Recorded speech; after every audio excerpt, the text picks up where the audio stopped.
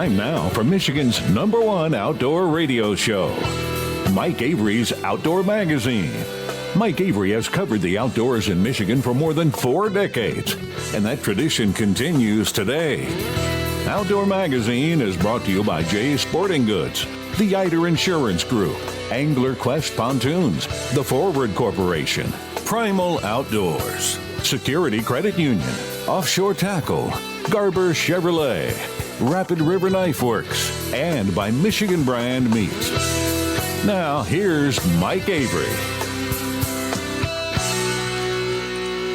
Well, thank you, Ken Hunter, for that introduction, and welcome to another edition of the Outdoor Magazine radio show right here on the Outdoor Magazine Radio Network on more than 30 radio stations across the great state of Michigan. And as always, so glad to have you along with us. As we are now, man, really, we're right in the heart of summertime now, aren't we? The 4th of July is behind us. Mother Nature has actually cooperated for us, it seems, a little bit lately. I mean, we've had some rain, right? We've had some, well, quite a lot of rain, depending on where you live in our state. But we've also had some really nice days. And it's kind of nice to be able to finally say that, because the early part of the summer, at least from a fishing perspective, was pretty windy. A lot of days couldn't get on the water, and in fact, there were several trips that I had to postpone out there on Saginaw Bay aboard the Angler Quest for my charity charters. But lately, I've had a chance to get out there. My most recent trip, it was one of those days that the stars, the moon, the solar system, and God aligned perfectly. It was one of those days that you think about and remember in, say, February. Since I'm not an ice fisherman, I don't go out there in the wintertime, so I think about fishing in the summer. This past week was one of those days.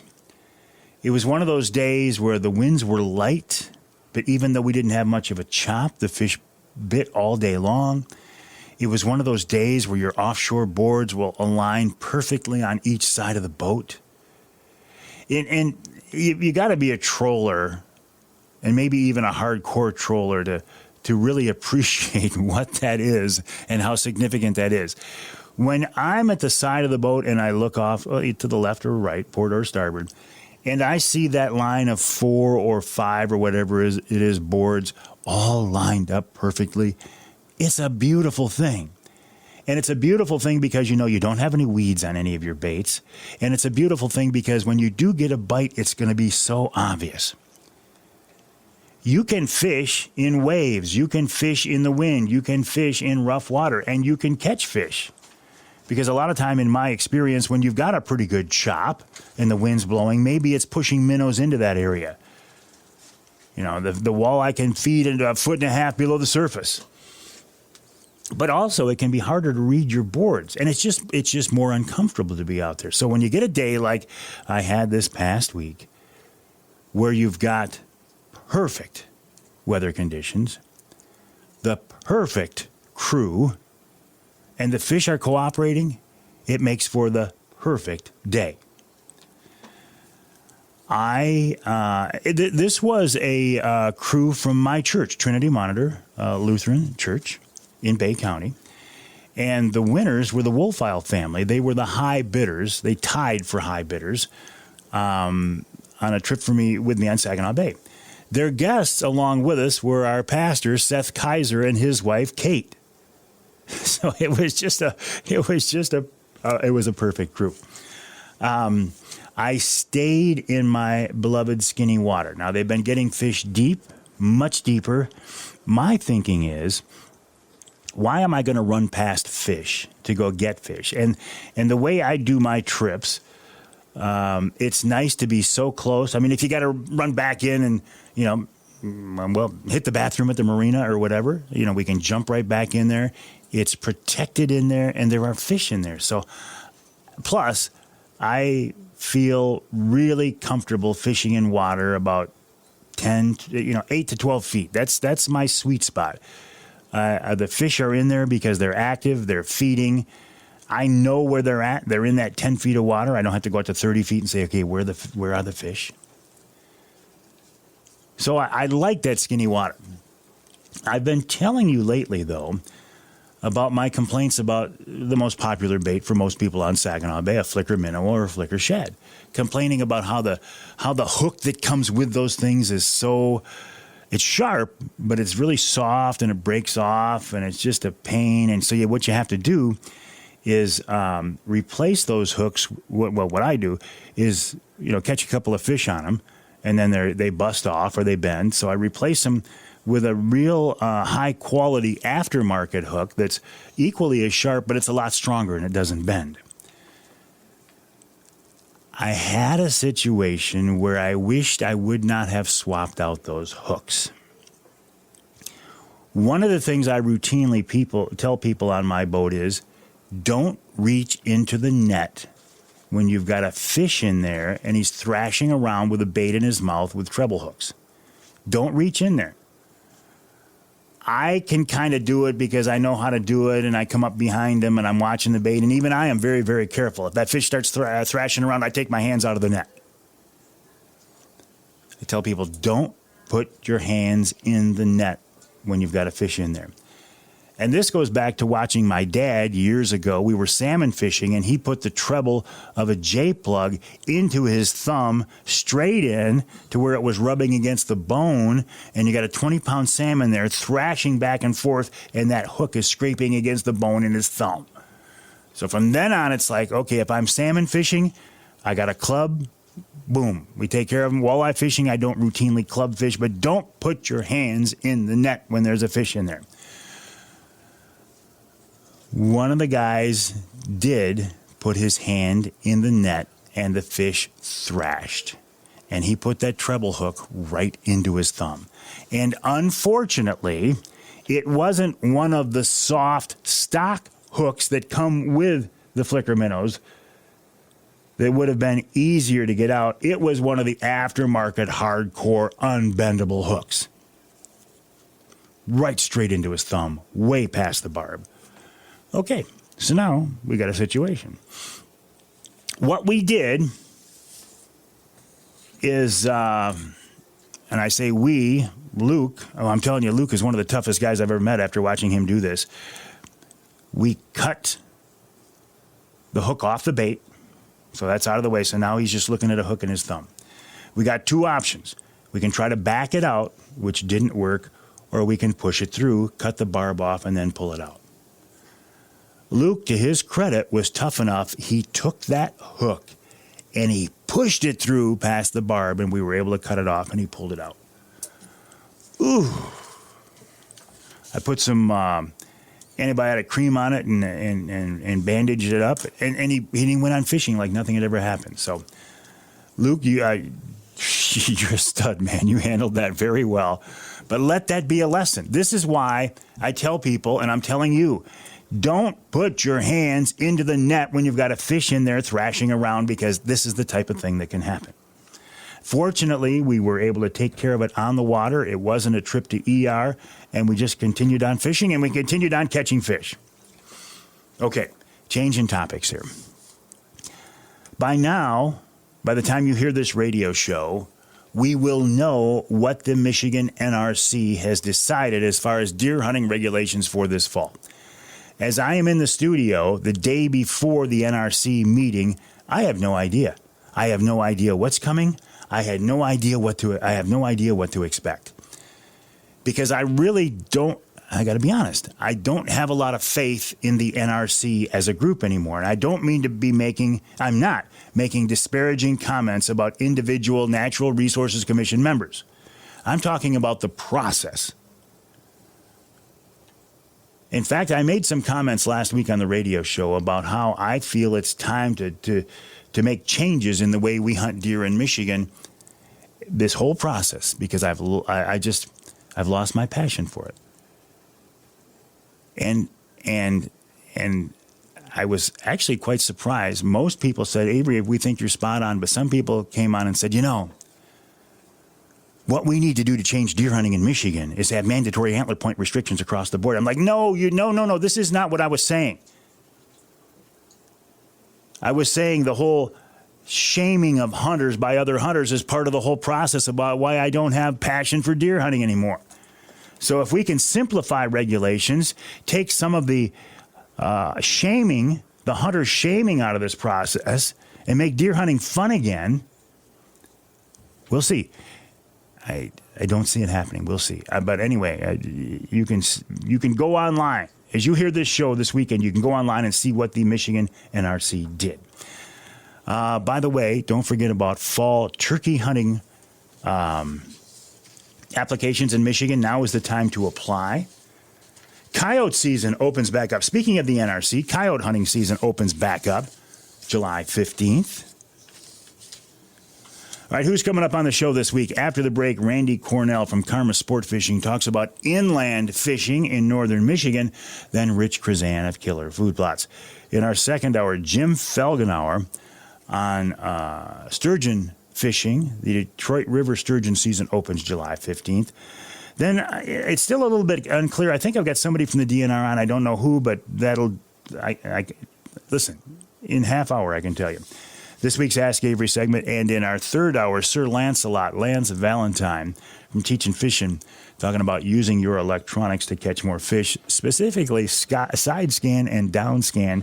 And I got to talk to Lance. He's been sneaking into my skinny water, taking my fish. I'm just joking, but he has been. Then Wild Game Chef Dixie Dave Minar. My name is Mike Avery. This show is called Outdoor Magazine. My website is MikeAveryOutdoors.com. My email address is Mike@MikeAveryOutdoors.com. I'd love to hear from you. Don't forget about my live streams every Wednesday morning at 8:45 and every Wednesday night at 7. We'll take a break. Lots more coming up right here on Outdoor Magazine.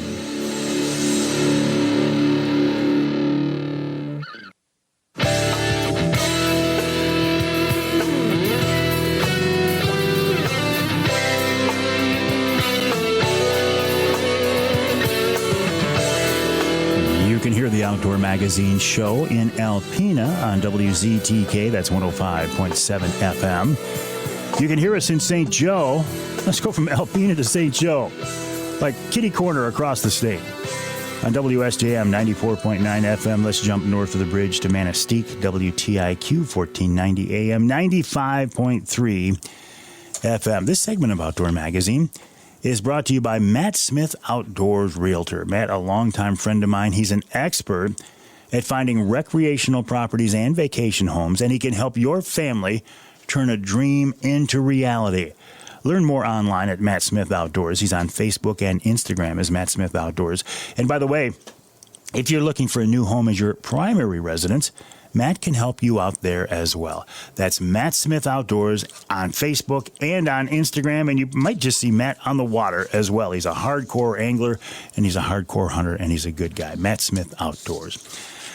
I will admit that one of the valid complaints about me and this show is the fact that I tend to talk about the things that I am involved in personally. And that, in some ways that makes sense because I have a passion for those areas.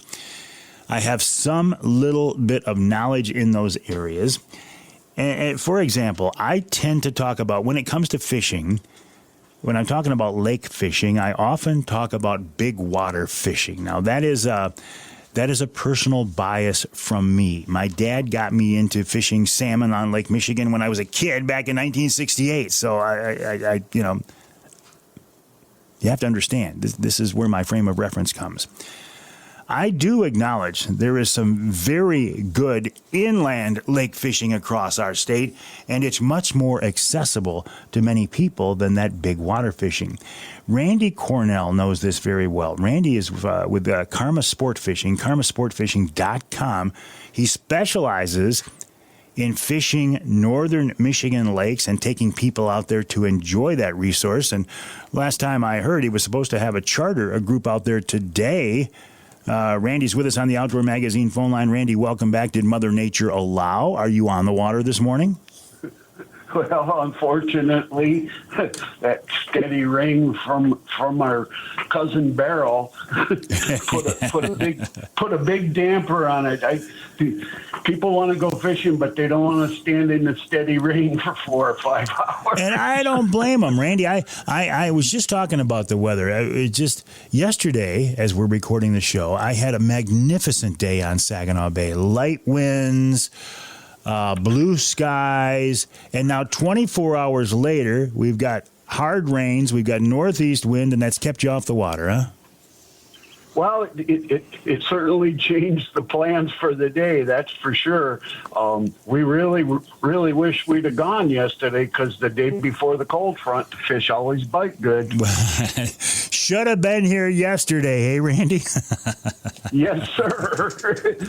Winds were light up north here, clear skies, nice temperatures, and I guarantee those that were lucky enough to get out yesterday caught fish. Well, you listen, you take advantage of, or let me say you work with what Mother Nature gives you, and you work with your clients' schedules. I mean, they have to go. Most people go fishing when they can. People like you and I are fortunate enough. We have more flexible schedules. We can kind of pick and choose. Most people go when they can, and that's the way it is. You got to work with it. Well, that's exactly correct. You know, this group that we have on the books for today, we've tried to get them out 3 times so far this summer, and each time the weather has put a halt to it, because, you know, inland lake fishing's so different from big water. You know, we're talking small boats, 18, 19, 20 foot that are typically open V-hulls, and there's no way to get inside and stay dry. You're going to get soaked. So you do the best you can. Tell me about your operation, your guide service, Carma Sportfishing. You specialize in those inland northern Michigan lakes, right? Yes, we do. We focus in the Traverse City, Cadillac, Houghton Lake areas.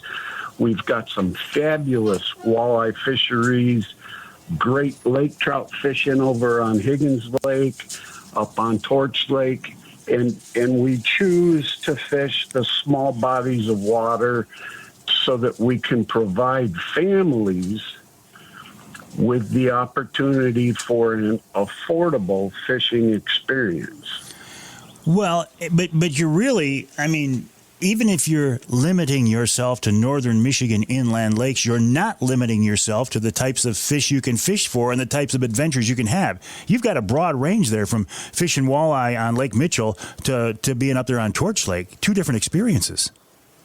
Oh, completely. We redid the outfitting of the boat and put on some electric downriggers so that we can get into that deeper water and spend some time up there catching fish that, most people go to the big lake for. We can fish it there on Torch Lake, and the trout species that you can catch up there is 3 or 4 deep, and then you've got that Atlantic salmon bite, and occasionally you'll catch a burbot.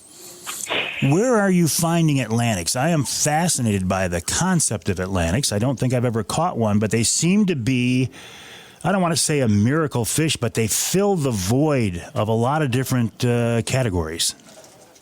So, Torch Lake is stocked with Atlantic salmon, and even though the lake humbles you, if you get on the fish and can follow them around, you can do pretty decent and catch, a few of them and a steelhead or 2 and pick up a lake trout or a brown trout.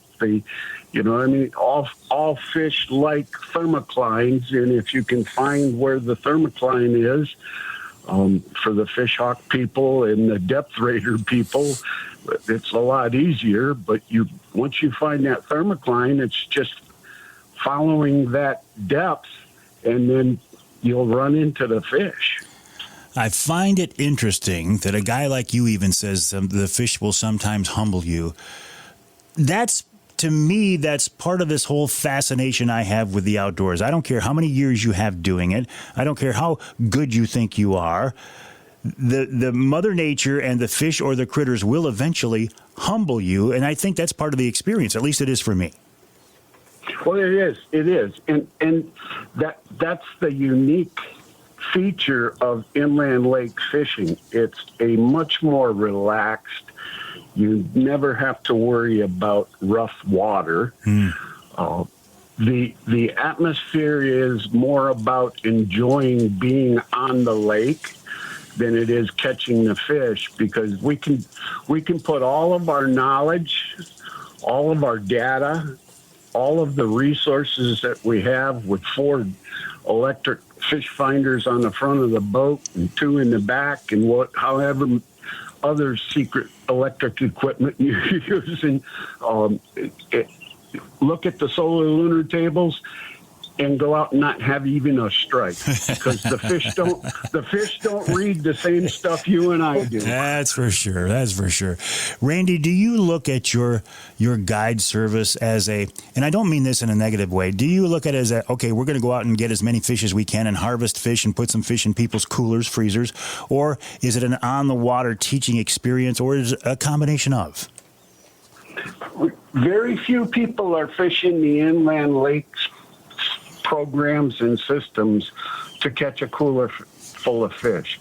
They're looking to find out how they can catch more fish. So there's a lot of instructional trips where, they've got their own boat. They just want to come and see what we do different that allows us to catch predominantly walleye at times of the day when very few people bother to fish for them.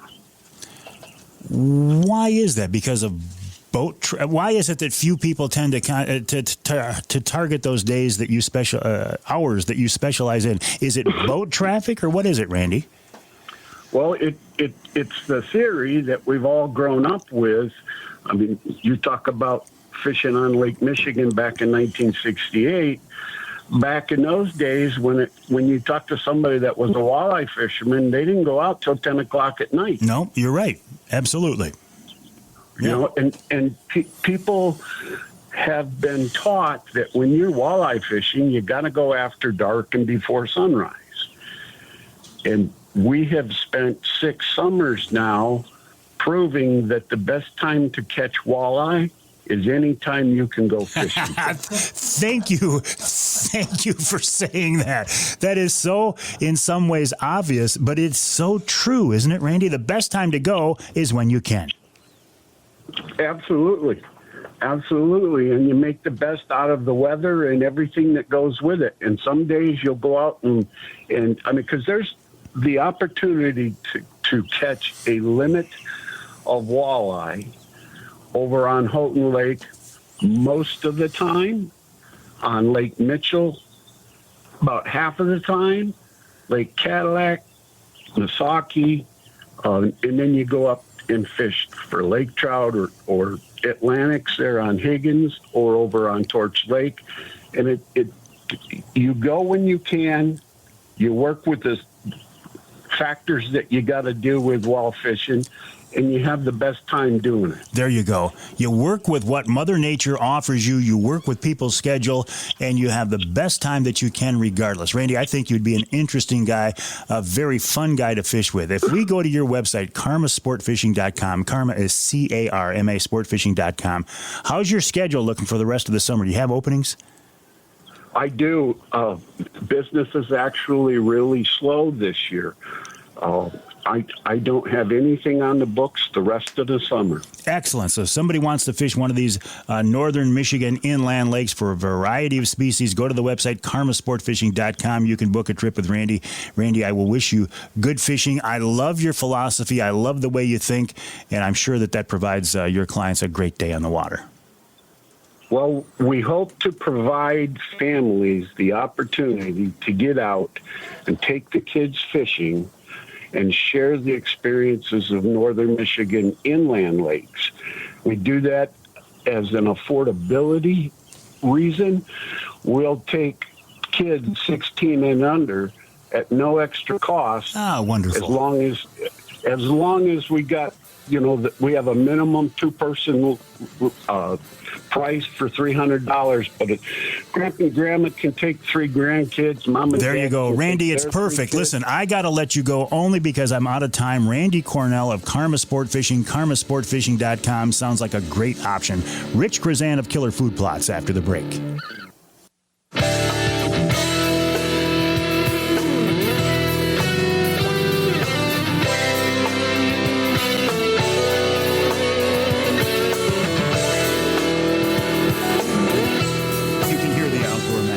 Showing Battle Creek on WBCK. That's 95.3 FM. You can hear us in Caro on WKYO 1360 AM and WIDL 92.1 FM. And you can hear us north of the bridge. Just go to Marquette, WDMJ 1320 AM. This segment of Outdoor Magazine brought to you by the good folks at Linwood Beach Marina and Campground. Linwood Beach can be your year-round Saginaw Bay fishing destination and a great camping destination as well. Check them out online at linwoodbeachmarina.com. That's linwoodbeachmarina.com. I love working with Linwood Beach for many reasons, including the fact that they are a family-owned, Michigan-based company. I love working with family-owned, Michigan-based companies, including Killer Food Plots. Rich Chrzan of Killer Food Plots is with us now on the Outdoor Magazine phone line. Rich, welcome back. How are you? I'm well, and you, Mike? I'm doing great, but Mother Nature is an interesting and fickle friend or foe, because I'm looking at my yard, and all this rain is making my grass grow so fast I can't keep up with a lawnmower. But I'm thinking, if I was doing food plots, maybe this is a good thing. Yeah, it is. It's way better than it was last year. But then again, if you're planting sorghum or you're planting corn and you've got them low spots, you're not going to like this rain because it's going to drown it out. The stuff don't like its feet wet for too long. So, it's a catch-22. Most of the plots should be in already, so a washout of fresh dirt should be pretty minimal for most people.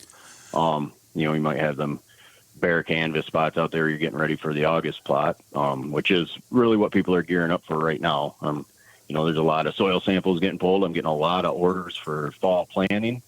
Hopefully Mother Nature runs its course and we just get some good drenchers, not this downpour. I think Lansing got 6 inches of rain yesterday. Oh my goodness.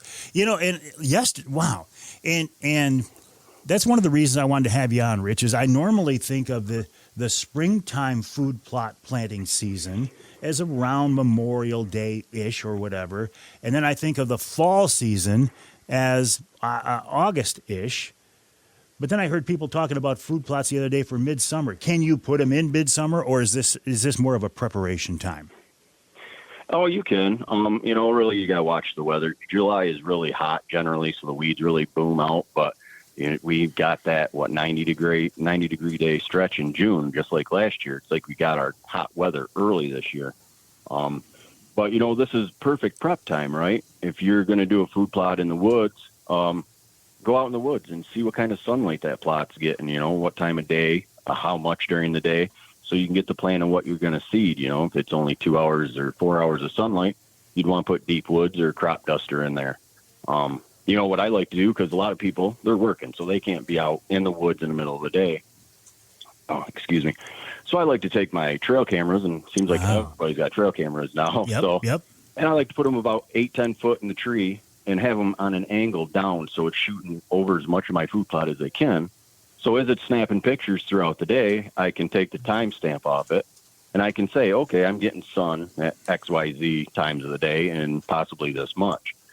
So that's a good tool if you're not out there, and then you can plan on what you're going to put in there, how you're going to work it, and when you're going to work it. So this is a real good time because the canopy in the woods is pretty much full, right? You're not going to get a lot better than this. So this is a great opportunity to start planning that little kill spot out in the woods. Rich, that is great advice, and I think the early theme of the show so far this week has been, you deal with what Mother Nature gives you and you try to take advantage of and make the most of it. And what you just said about using trail cameras to monitor your hunting spot when you're not there, that's great advice. Yeah, it's actually something I stumbled across one time. I actually set my camera up in the woods because I was having trespasser problems. So I wanted to try and get them and be undetected. And then as I was looking at the spot I wanted to plant, and I hadn't done it before, I was like, wow, this thing's getting quite a bit of sun at 2:00 in the afternoon. This is interesting. So I started monitoring that. It became a great tool, and now I try and do that in all my little kill spots out there. And you're still getting the critters, right? I mean, you're just getting it from a different angle. You're not right on, right at them at the eye level, but it still works real great for both. So. Exactly. And, in talking about preparation, Rich, and I've been telling people this even when you weren't on the air with me, Rich Chrzan of Killer Food Plots, killerfoodplots.com says soil sample, soil sample, soil sample. Absolutely. I get a big question. Hey, I did a soil sample this spring and I'm going to roll that plot or, kill it off. I want to know what should I plant in the fall? Do I need to do a soil sample? Absolutely, right? You amended the soil somehow. If you did a soil sample in the spring and you need to know where you're at. Maybe you amended it real well and it's right where it needs to be and you can minimize your cost for fertilizer in the fall. So soil samples are always great. Even if you're going to side dress your sorghums, your border patrol or corn with urea, which is real common this time of year, pull a soil sample. Don't overdo it. Maybe you don't need as much urea in that corn or that border patrol than you think. Or maybe you need more. You don't want to burn it and you don't want to starve it. So soil samples are very critical for every season of food plots, spring, fall, or summer. So I get it. I get what you're saying. You use your soil sample to establish a base level, then you do something, then you do another soil sample to see what that effect was, and you work from there. Hang tight, Rich. Got to take a break here on the Outdoor Magazine Show. You know how this works. We're talking with Rich Chrzan of Killer Food Plots, killerfoodplots.com. That's killerfoodplots.com. Family-owned, Michigan-based company, and a great partner to help you be more effective in your food plot planting adventures and maybe just have a more productive fall hunting season. Killerfoodplots.com, killerfoodplots.com. Coming up in our second hour, Jim Felgenauer of Sturgeon for Tomorrow talks about sturgeon fishing on the St. Clair River. That season opens up soon. In fact, Monday, don't forget, coyote season opens back up in Michigan Monday as well. We'll take a break. More with Rich after the break right here on Outdoor Magazine.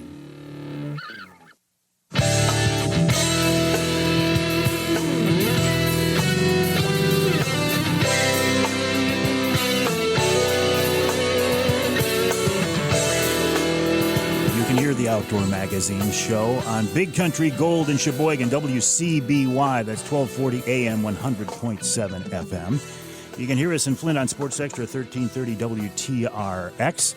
And you can hear us north of the bridge. Let's go to Newberry, WNBY, 1450 AM. This segment of Outdoor Magazine is brought to you by VersaSkins. Just change your skin for the season you're in. Why buy a bunch of different sets of what can be expensive hunting, clothes? Why not buy just one good quality set and then snap on and zip on an outer shell of a different camo pattern? Change your skin for the season you're in. It takes less than a minute to change those patterns. If you're looking for big sizes, 4, 5, 6X, or if you are a saddle hunter, VersaSkins can help you out there as well. The website, versaskins.com. That's versaskins.com. Talking right now with Rich Chrzan of Killer Food Plots, another family-owned, Michigan-based company, killerfoodplots.com. So, Rich, what should we, remind me, I know we talked about this in the first segment, but as we are recording this basically in the middle of July, what should we be doing? What can we be doing to get ready for the fall hunting season?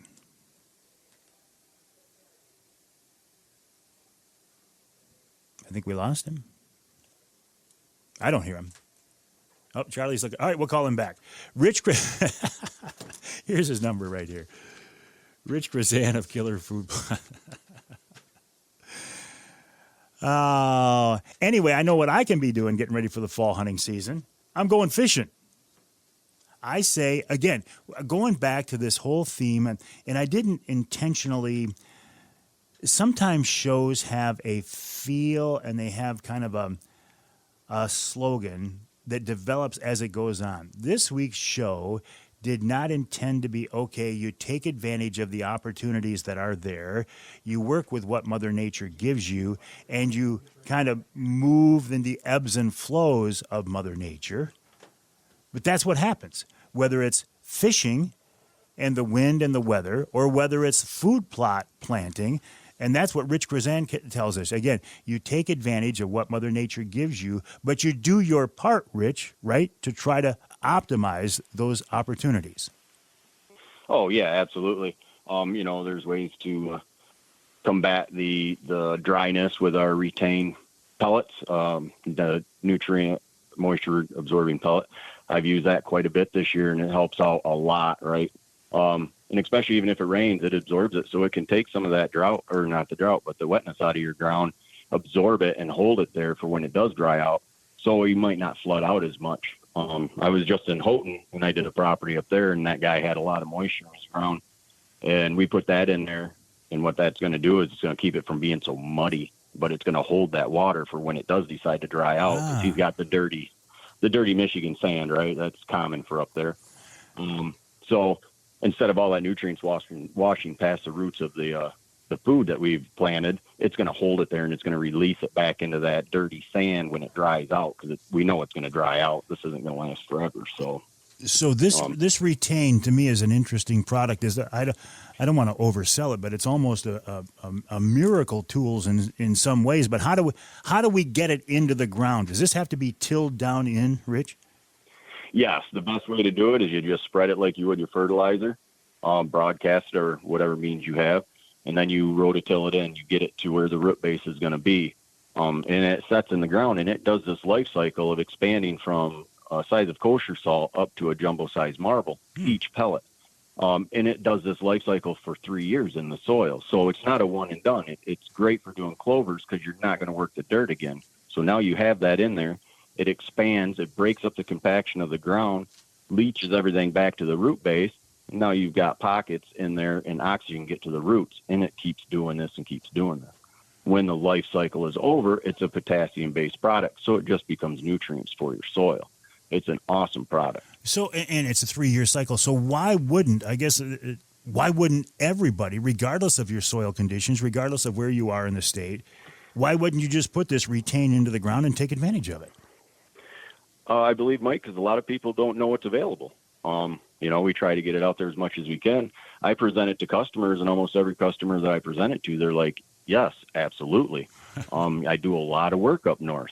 So it's, again, sandy soil. So, yeah, every 3 years I put a full dose in, and a lot of customers, we half dose it every year if I'm working the dirt. If you're not doing any dirt work, you're just going to no-till drill, then this is not the product. You don't want it to just lay on top of the ground and have big gel sacks laying on top of there. That doesn't do any good.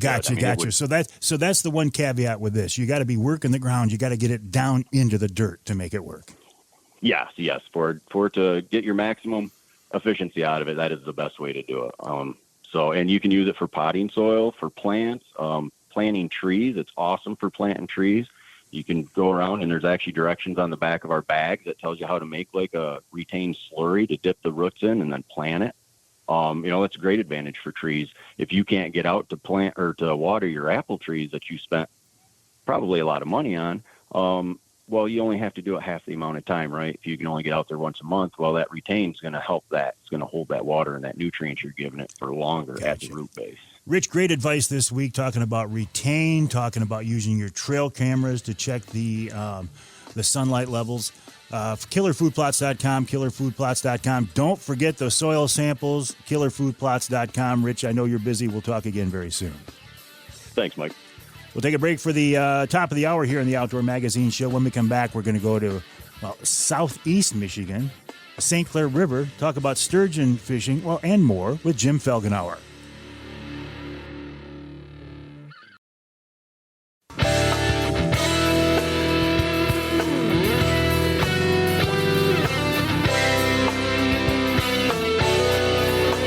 Time now for Michigan's #1 outdoor radio show, Mike Avery's Outdoor Magazine.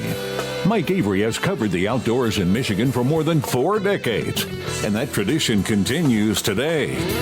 Outdoor Magazine is brought to you by Jay's Sporting Goods, the Eider Insurance Group, Angler Quest Pontoons, the Forward Corporation, Primal Outdoors, Security Credit Union, Offshore Tackle, Garber Chevrolet, Rapid River Knife Works, and by Michigan Brand Meats. Now, here's Mike Avery. Indeed, this is the big guy, Mike Avery. Thank you, Ken Hunter, for that introduction, and welcome to hour number 2 of this week's Outdoor Magazine radio show here on the Outdoor Magazine Radio Network on more than 30 radio stations across the great state of Michigan. And as I always say, I think the best way to listen to the show, if you can, is on your local radio station. Now, having said this, I was reminded last week that almost every one of my affiliates across the state also has a signal available online somewhere. You can hear it as part of their app or on their website or Facebook page or whatever. So, yes, that is an option, but I really want to support our local radio stations. The radio show is available, though, each week as a podcast. Now, what is the podcast? Well, it's the same audio that you hear on your local radio station, but it's made available somewhere other than on your local station. For example, the podcast is available on my website, MikeAveryOutdoors.com. It's on my Facebook page. It's on Amazon Music, Audible, Twitter, now called X. I mean, everywhere there's a podcast. Spotify, TuneIn, Stitcher, Deezer, Odyssey. I even put it on YouTube. So if you can't hear the show on your local radio station, there is a podcast available. Podcasting is an interesting way to communicate these days. I'm a fan of it. I like radio better, but I'm a fan of podcasting.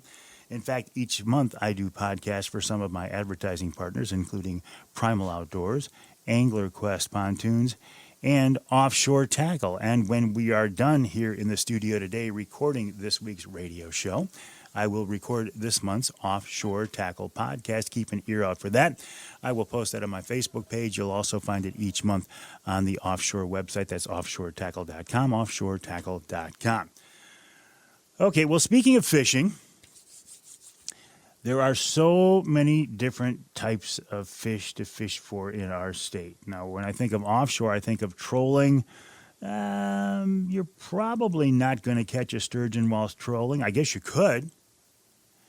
The sturgeon season opens on the St. Clair River Monday. Now, I have had the opportunity to be down there a couple of times. In fact, fishing with my guest this hour, Jim Felgenauer, one of the key factors, one of the key guys in Sturgeon for Tomorrow, sturgeonfortomorrow.org. And he's with us now on the Outdoor Magazine phone line. Jim, welcome back. How are you? I'm just fine, Mike, as always. How about yourself? I'm doing great, and it is always a pleasure to speak with you, and I do appreciate your time. Your resource there on the St. Clair River is fascinating to me, and you guys and gals have put so much work into protecting those fish, encouraging people to learn more about these things. It's kind of this whole fishery is in some ways kind of a reward for all your hard work. At least that's the way I look at it from the outside. I suspect you don't see it that way, but congrats and kudos for all the work you've done, Jim. Well, thank you, Mike. And the success of our organization and the fishery here is actually driven by the anglers and the sportsmen that participate. There are a ton more fish these days as a result of some of the reef projects we did about 10 years ago. The DNR is finding a lot of about 10-year-old fish in the system when they're doing their set line surveys. And we have more and more and more angler participation, and it is a very ethical fishery. We have a patch program. If you report the capture of a tagged fish, you get a cooperator patch and a letter with the history of that fish. We have one fish in the river here that we know of that has been caught and released 13 times. That is so cool. What you use the term ethical fishery. What do you mean by that, Jim? Well, that the sportsmen, it was a group of sportsmen that started Sturgeon for Tomorrow. And, it's a group of sportsmen that are out there protecting it. It's kind of like the muskie guys on Lake St. Clair. They're jealous of the fishery. They want to protect it. And if they see some nefarious character out there doing bad things, they're going to report it. But a very high catch and release ethic. very much interested in getting younger people, newer people involved in the fishery, and it's just grown exponentially. I see what you mean. You know, it's an interesting resource because it's not something that you can have an impact on immediately. And I'm thinking about comparing that to, say, a walleye fishery, where you can have a direct impact on a walleye population in just a few years. You're not going to see that as much with sturgeon, are you? No, because of spawning cycles. Females typically will spawn after 20 years or so, and you see that in that Black Lake resource up there near Sheboygan and the Black River. They have done some stocking up there, and they're just now, after 20 years, starting to see some of those females return to the river to spawn. Let's talk about your fishery. The season technically starts, Monday, July 15th? Actually, the midnight of the 16th. 16th, okay. Yeah, the 12:01 a.m. on the 16th. Is it a fishery that people concentrate on midsummer, though, or do you guys more likely wait until closer to fall? No, people fish during the summer. Mosquitoes are a little more of an issue then. And, of course, boat traffic on the St. Clair River can be very busy. But there are fish to be caught. The fish have got to eat, right? So, they will feed during the summertime and can be caught. In fact, this started out as a nighttime fishery, but what we're finding out is there's a lot of fish to be caught during the day as well. Was it originally looked at as a nighttime fishery, again, going back to the recreational boat traffic? People just wanted to get away from that? Is that why it was thought of that way? Yeah, pretty much, Mike. And, we didn't understand, that these fish could be caught to the extent that they can be during the day. But we're finding out that is, in fact, the case. So, in fact, we have a sturgeon tournament that occurs on a yearly basis. Our North Channel Sturgeon Classic is going to be October 12th of this year down here in Clay Township. We have 35 openings. And this is going to be the first year ever we are doing a daytime tournament. Oh, pretty cool. And in October, there should be much less recreational traffic, boat traffic on the river then. Right, exactly. And the weather's still good. The mosquitoes aren't so bad, and the fish bite like crazy. Perfect storm. How do you target sturgeon? How do you fish for them? Interestingly enough, Mike, excuse me, there's a big gob of crawlers on the bottom. We're typically using a slip sinker rig. We're using heavy tackle. 50-pound test, main line and leader or bigger, usually a short leader. Weight depends on depth, and these fish are caught all over the river.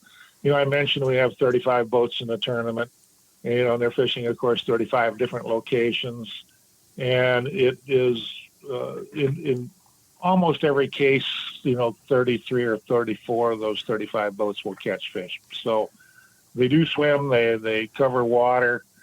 You can anchor up just about anywhere out there. It doesn't matter deep or shallow. And if you're near fish, when they start to feed, they're going to bite. So, but what we're finding, and Mike, we've always, when we got a big fish on, we've always pulled additional lines out of the water. And some of the guys are getting really smart here as they work that big fish close to the boat.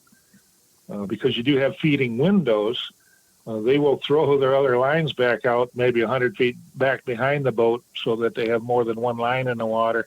And a lot of guys these days are getting double headers and even triple headers on sturgeon sometimes. Sturgeon doubles, triples. I think of that maybe with salmon fishing or maybe walleye fishermen, but walleye fishing. But for sturgeon, how cool is that?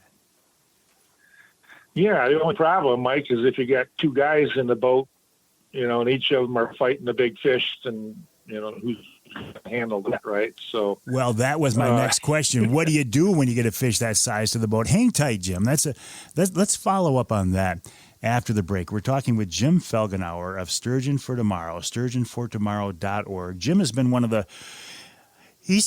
the key people, one of the front people. He's been very visible, very vocal about promoting this resource, about talking about fish, protecting these fish, encouraging others to get involved in this fishery and fishing for this fish, this giant prehistoric sturgeon. So we'll take a break here in the Outdoor Magazine Show. When we come back, I want to talk to Jim about that, if we get time. And Jim, I'm just giving you a heads up, not asking for an answer right now, but giving you a heads up to think about this. Jim has also been actively and intimately involved in the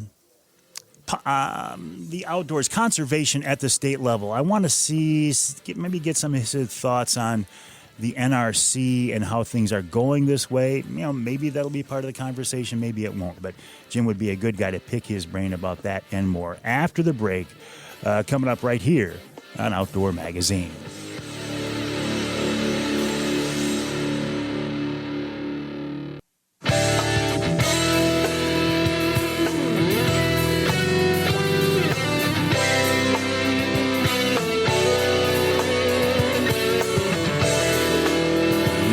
Outdoor Magazine Show in Houghton Lake on the Twister, 92.1 WTWS. You can hear us in Holland on WHTC, 1450 AM, 99.7 FM. And you can hear us north of the bridge. Let's go to the Sioux, WKNW, 1400 AM. This segment of Outdoor Magazine brought to you by the company that makes a product that makes this sound. That's the sound of my Rapid River knife opening up and locking back. I just took it out of my pocket. It's always in my pocket. I carry a Rapid River knife every day. I find myself reaching for it several times a day. A knife is one of the most valuable tools I think a person can carry. And if you're going to carry a knife, why not carry a knife made by a Michigan-based company, Rapid River Knife Works, handmade by craftsmen in Michigan's Upper Peninsula. I would encourage you, if you can, to stop by their showroom on US 2 just east of Rapid River. It's an amazing place. You can stop in there. You can pick out a knife. You can watch them engrave it right there in front of you. And if you use the promo code Avery10, you can get 10% off on that knife. Also, the website, rapidriverknifeworks.us. Promo code works there as well. Now, I'm not sure, as you are hearing this show, if the new website is up yet. If you go to rapidriverknifeworks.us and it's not quite working yet, or the promo code doesn't work, just wait a couple of days. They are in transition right now. One other option, you can also use that promo code Avery10 on a Rapid River knife if you go to Jay's Sporting Goods. If you go to their website, or if you go to the Jay's store in Clair or Gaylord, tell them you want the Avery 10 discount, and the folks at Jay's will honor the Rapid River discount. That's rapidriverknifeworks.us. Right now we're talking with Jim Felgenauer of Sturgeon for Tomorrow Group. Jim is an avid outdoorsman, avid hunter, avid angler. He has a real passion for sturgeon. Jim, what is it about these fish? I've asked you this question before, but what is it about these prehistoric, almost homely fish that just has you so excited and so dedicated to promoting them? Well, Mike, they're big and they fight hard. What more do I need to say? No, I need to know. Where else in Michigan are you going to have an opportunity to land a fish that is well over 100 pounds? 100 pounds. What do you do, Jim? I mean, all right, you mentioned before that it's not a finesse way of fishing. It's not a sophisticated way of fishing. When you do hook into these fish, first of all, how do they bite? Do they slam this thing like a muskie or a Chinook would? No, it's actually more of a perch bite. In fact, you always like a rod with a heavy butt but a soft tip, something where you can actually detect that bite. A lot of guys are using fiberglass rods just for that reason, but very, very soft bite. But, once you hook up the fish, they could bulldog to the bottom. They could jump on the surface. it's a lot of fun, but we use enough equipment that we're not going to play those fish to exhaustion. We want to get those fish in the boat, handle them gently, get them back in the water as quickly as we can, and keep them as healthy as we can. And of course, we want to get back fishing as soon as we can. Catch another one. Did you say they jump? Yeah, just they come right out of the water sometimes. Actually, the gentleman I know, they were out fishing for walleyes recently. They actually had a fish just jump into the boat. So now that would get your attention. Oh yeah, and I think that you can find out. Actually, if you don't mind, it's Sean Spar. He's got a YouTube channel. So no, I'll look that up. Yeah, Sean Spar on YouTube. Oh, I'd love to see that. That's very cool. Yeah, I will look that up. Yeah. In fact, I'll share that too. You were with him?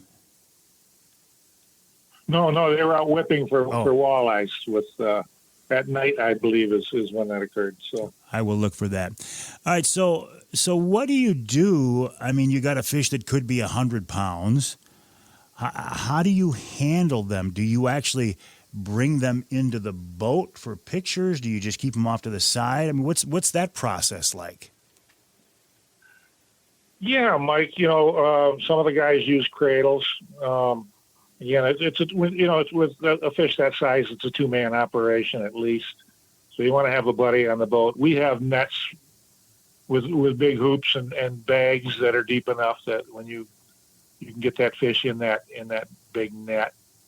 And we get them into the boat, and you try to get them calmed down so they're not banging around on everything. Get the hook out as quickly as possible. We always keep those fish horizontal. We don't hold them up by the gills. We don't hold them vertically. And we like to get them up on somebody's lap to take a picture. Somebody sitting down, get a quick picture, then get those fish back into the water and make sure we revive them quickly. You can, if I remember right, Jim, can't you, an angler with a license, actually keep a sturgeon per season if you want, or am I thinking of something else? No, one fish per year between 42 and 50 inches on the St. Clair River, and that is from July 16th until the end of September. Are they good to eat? Have you ever had one? I've eaten one once. It's not a perch or a walleye, but it's not terrible either. What I tell people, Mike, you're only going to get one a year in the freezer. It's not going to be a big giant fish. So, it's kind of a special thing. And if you haven't tried it, we have no objections to somebody keeping a fish once in a while. That's what rules and regulations are for. And as long as you're fishing legally, we don't care if you enjoy a meal of sturgeon once in a while. But catch and release, that's the main thing, right? Catch and release, you want to put these fish back. I want to go back to the logistics of handling a fish. When I see your folks there on the river, they, as you say, they've usually got a fish cradled across their lap. But again, you don't want to be picking these things up by their gills, or you don't want to be holding them up vertically, something like that, right? Right. Usually one guy on the tail, and you can hold, one guy holds on the tail and another guy up near the head, and you just cradle them, in your arms. And, the important thing, I guess, is, and of course, when you're fighting the fish, there's plenty of time to get everything ready. You want to keep everything cleared from the back of the boat. On my boat, the back of the boat is where the fish goes. There's no tackle boxes. There's nothing back there that is going to get knocked around. But you have your camera ready. You have gloves ready, especially for smaller fish with the sharp scoots. You have your needle nose to get the hook out, and they don't swallow the hook. They're always hooked in the lips. And so you're ready to go. You have your boat well lighted, and so you can work quickly with that fish and get them back into the water as soon as possible. What's a scoot? Those are the sharp, bony projections. There's 5 rows of those along those fish. And they're a defense mechanism. They're very sharp on smaller fish. It makes them kind of unappetizing to bigger fish that might eat them. And they wear down as the fish get bigger and older. They're not quite so sharp, but on a small fish, they will cut you. So it's nice sometimes to have some gloves on board and keep from getting cut by the smaller fish. Do you need a big boat to get out there and chase these things around? No, Mike. Actually, I've got a 16-foot Lunda Alaskan, and it's got the deck is on one level. I've had other boats. I had a 21-foot Sportcraft, and with the motor box on the back and a big cabin up front. There was less room in that boat than there was in my Lund. So, some of the walleye boats have split decks, right? Yeah. Where the front deck is higher, and you don't have as much room in the back of the boat. But a small boat, 14-footer. We have a lot of guys that fish the tournament out of 14-foot aluminum boats. What about shore fishing opportunities? Any place you can reach these fish from shore, or is it strictly you got to get out after them in a boat? Yeah, shore is pretty limited. We got a fishing pier here in Pearl Beach that's actively used. It's quite crowded at times. There's a lot of guys that do that.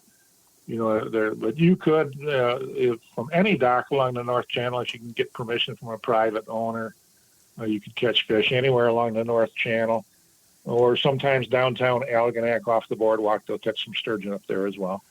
So the season starts now here, just in a few days, as we're hearing this. The folks are hearing the radio show.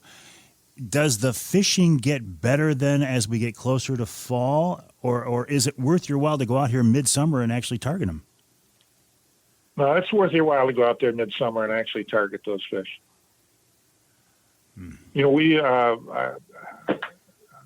did an in-fisherman show a couple of years ago, 2:00 in the afternoon, bright sunny day, and I think it was a little earlier in the year, but yeah, we did well. If you can, during the week there's a lot less boat traffic, and if I were going to do that this time of the year, I would try to get out there during the week rather than on the weekends. Well, I'm just thinking, I have fished with you before for sturgeon after dark, and it's quite an experience. But the whole concept of going out there after dark does add a level of complexity. If somebody was just starting and they wanted to go during the day, could go during the week, it would be a different experience fishing them during the week, because you wouldn't have to worry about nighttime being a factor to make it harder.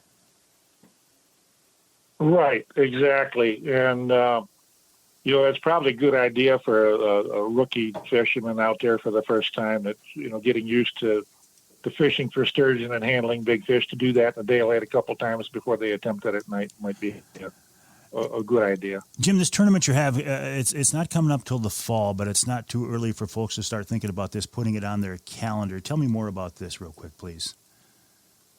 Well, we run we have 3 prizes, $2,500 in cash prizes. We also have some mystery prizes. We run 35 boats. It's tied into our North Channel Sturgeon Festival, which occurs at the same time. And actually, registration for the tournament opens along with the sturgeon season. So if you get a North Channel Sturgeon Classic, and actually you might be able to link to that from our website. You can go to the registration page there, and we're going to open up registration, and we usually fill the field. So excellent. It's a good time. It's by length. And what people do is they measure the fish on the boat. They take pictures and they text them to the judges, and they release that fish. Pretty cool. North Channel Sturgeon Classic. Do a search for that, or look for sturgeonfortomorrow.org, sturgeonfortomorrow.org. And Jim, I'm going to look for that video of that sturgeon jumping in the boat. Always a pleasure to talk with you. Have a good season, and we'll talk again. Okay, thanks, Mike. Jim Felgenauer of Sturgeon for Tomorrow, sturgeonfortomorrow.org. We'll take a break. When we come back, Cody Norton of the DNR talking about bears and more right here on Outdoor Magazine.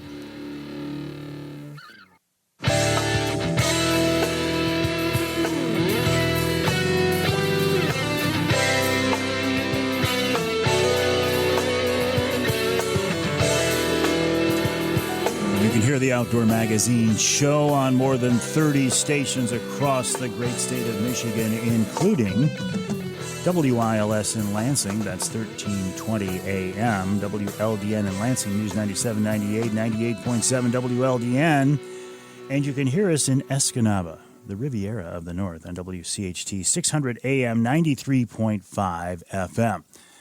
This segment of Outdoor Magazine is brought to you by Premier Maritime Training. If you've ever wanted to get your captain's license for a charter captain or a tugboat captain or river cruise or sailing excursions or dive captains, whatever, if you're going to take people on the water for hire, or they're going to pay you to take them on the water, you need to be a licensed charter captain.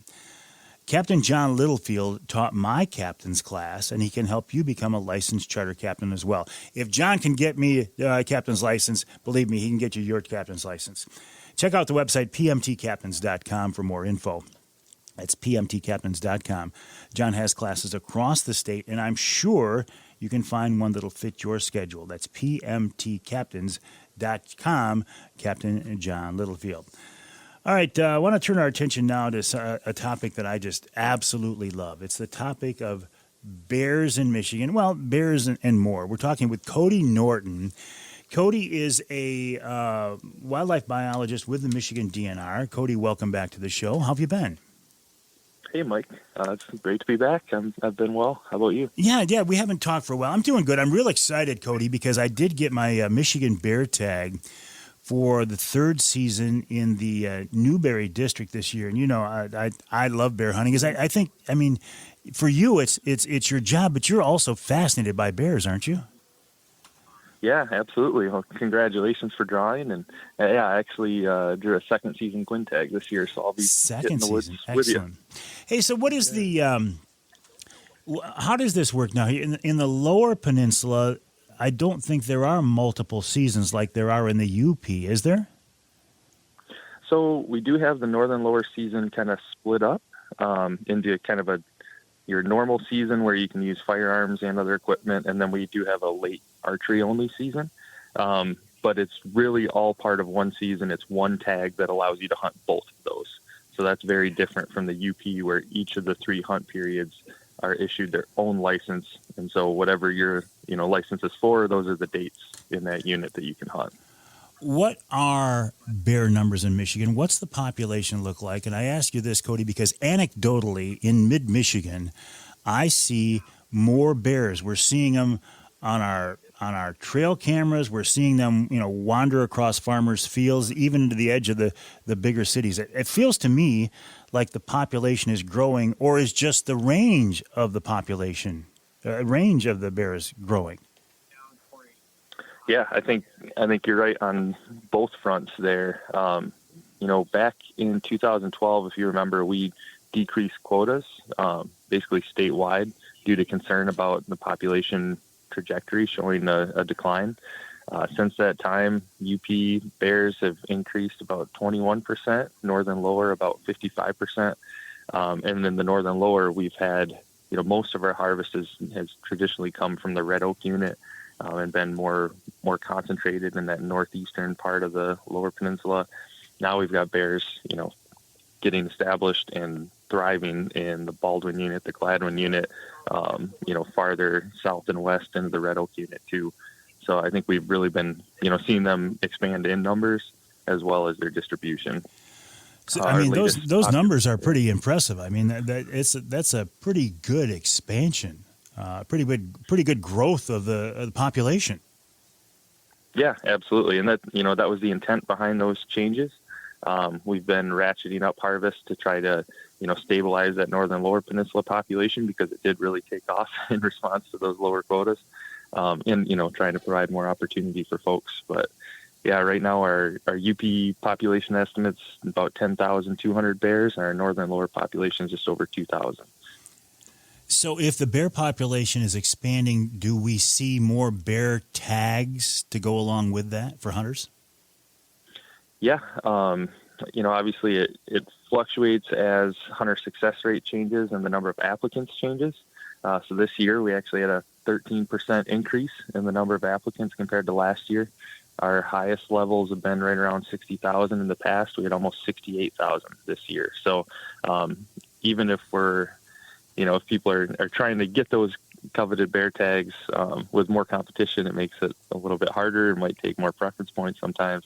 But yes, we absolutely are trying to provide more opportunity and more licenses, in those areas where we've got bear populations expanding. So we had 68,000 people apply for bear tags this year. Did the number of tags go up then, Cody? I want to make sure I understand this. So the number of tags was the same as last year. So we set bear quotas on a 2-year cycle. So we actually had the same amount, but 13% more people apply. So that ended up, most of the units we had really similar preference point levels, but we did have a couple, like Gladwin was one, where the preference point level kind of shifted up a whole point. But then we also had the AMISA first hunt period where it shifted down a point, just based on where those people were applying and what licenses they were competing for. So interest in bears and bear hunting in Michigan is growing. I think that's a good thing. Cody, hang tight. Listen, I got to take a break here in the Outdoor Magazine show, but I want to bring you back for the Ask Avery segment because I have some questions about Michigan black bears. We're talking with Cody Norton of the DNR, michigan.gov/DNR. Cody also used to have responsibility for wolves. That's been given to somebody else, and I would suspect Cody is very happy about that. I would not want to be the DNR's wolf guy because it's such a politically, it's such a hot topic. Anyway, more with Cody Norton of the DNR, michigan.gov/DNR after the break right here on Outdoor Magazine.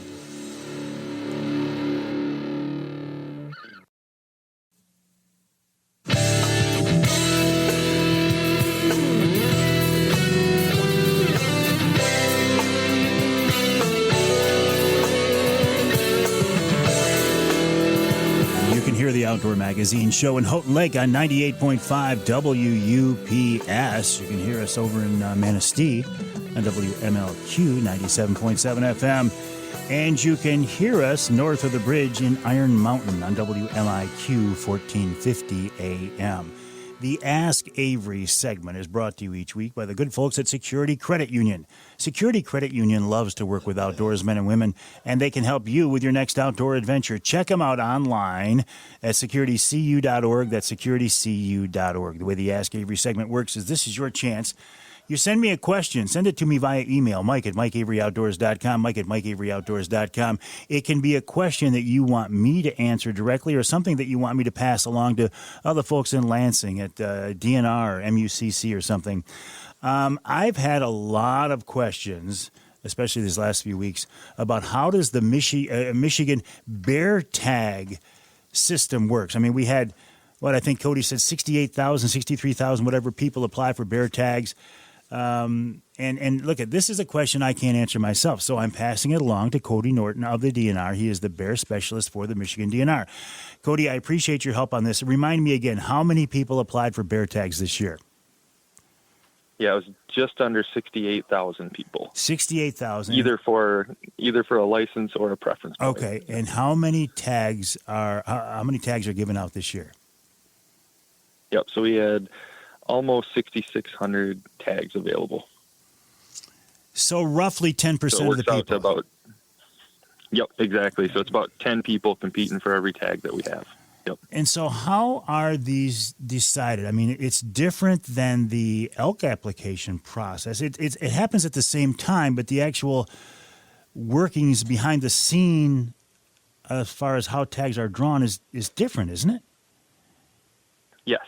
And that's an important thing I think that folks confuse or miss is for elk, you're awarded a chance each time you apply going into that drawing. For bears, you're awarded a preference point after you're unsuccessful in a drawing. And so that preference point then becomes available the following year. Whereas for elk, it's chances. You could theoretically draw with, one chance your first time, or it might take a whole bunch. For bears, it's a preference point system, so we actually award licenses to those with the highest number of preference points on down until we run out of licenses for each, unit and hunt period. And so are there ever any leftover licenses, leftover hunting opportunities for Michigan bear hunters? So it used to be much more common, especially for third hunt periods in the UP. In recent years, it's basically only been available or mostly only available in the Bergland third period. And so a lot of people would try to pick those up afterwards if they weren't successful at drawing a tag.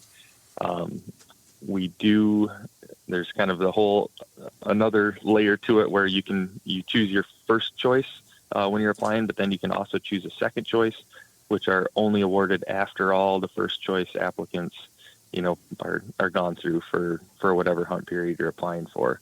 So sometimes, like for Berglund third unit, you might have a bunch of people apply and pick it as their first choice. Then you might have people pick it as their second choice and get awarded some. And then if anything's left over, they would become true leftover licenses and available over the counter. Over the counter. So is that actually going to happen this year? So this year, with that increase in applicants, I haven't seen. I believe we did not have any left over, and I believe last year was a similar thing. Typically, they have been, pretty consistently every year, but the last couple of years, as applicants have gone up, in the Berglund unit, we've had hunter success increase, which has driven down the quota slightly in that unit as well in recent years. So kind of both of those factors going into it. Why do you think more people want to hunt bears now in Michigan? I think it's a great question. We're seeing elk applications go up too, I think at pretty similar rates. But I don't know if it's, obviously the Michigan population, I think is increasing and plays into it. But then also, I don't know if it's becoming a little bit easier with being able to apply online, more information is getting out there on it, being able to accumulate preference points each year rather than having to, apply and be in the drawing each year has probably helped folks, feel comfortable just being able to apply, accumulate a point for down the road when they might have time or money or whatever they need to put into a hunt. Well, you know me, I'm fascinated by bears. I love everything about bears. So to have the opportunity to hunt third season in Newberry this year, I'm going to hunt with Johnny Bowler, the Bear Whisperer. So I'm excited about that. Cody, good luck on your season. Appreciate your time. Always enjoy talking about Michigan bears with you. Absolutely. No, thanks, Mike, and good luck to you too. Oh, one last quick question. I bet you're glad to have wolves gone from underneath your responsibility, aren't you? I'm not complaining. I was able to pick up fur bears and small game too, so I'm pretty excited. Those are all species that I like to chase out in the woods. So. Good deal, Cody. Appreciate that. Thanks for your time. Cody Norton of the Michigan DNR, michigan.gov/DNR. And again, thank you to the folks at Security Credit Union for making each week's Ask Avery segment possible. Check them out online at securitycu.org. That's securitycu.org. We'll take a break for the top of the hour. When we come back in our third hour, a guy I call Sir Lancelot. He came up with a nickname for me, so I came up with a nickname for him. It's Sir Lancelot. Lance Valentine of Teachin Fishin, teachinfishin.com. I want to talk to him about electronics, side scan, down scan, sonar, when to use which, and why. That plus Dixie Dave in hour 3 of this week's Outdoor Magazine.